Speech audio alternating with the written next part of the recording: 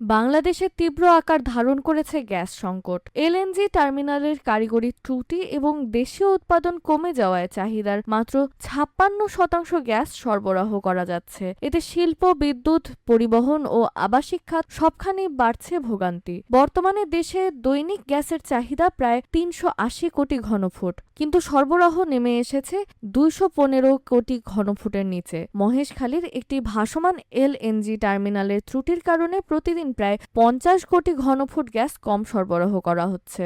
এর প্রভাব সবচেয়ে বেশি পড়ছে রাজধানী সহ বিভিন্ন অঞ্চলের বাসাবাড়িতে। দিনে বেশিরভাগ সময় চুলায় গ্যাস থাকছে না। অনেক পরিবার বাধ্য হয়ে বৈদ্যুতিক চুলা, ইন্ডাকশন কুকার কিংবা এলপিজির ওপর নির্ভর করছে।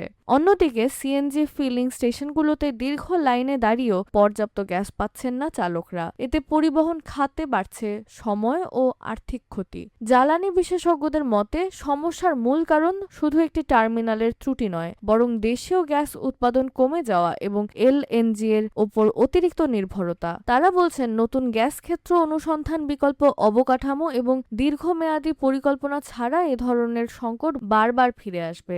এদিকে সরকার জানিয়েছে ক্ষতিগ্রস্ত এলএনজি টার্মিনাল আগামী ১ থেকে ২ সপ্তাহের মধ্যে আংশিক এবং পরে পুরোপুরি চালু হতে পারে। পাশাপাশি মালয়েশিয়ার কাছ থেকে অতিরিক্ত এলএনজি সরবরাহের সহযোগিতাও চাওয়া হয়েছে। তবে পরিস্থিতি পুরোপুরি স্বাভাবিক না হওয়া পর্যন্ত ভোগান্তি অব্যাহত থাকার আশঙ্কা রয়েছে।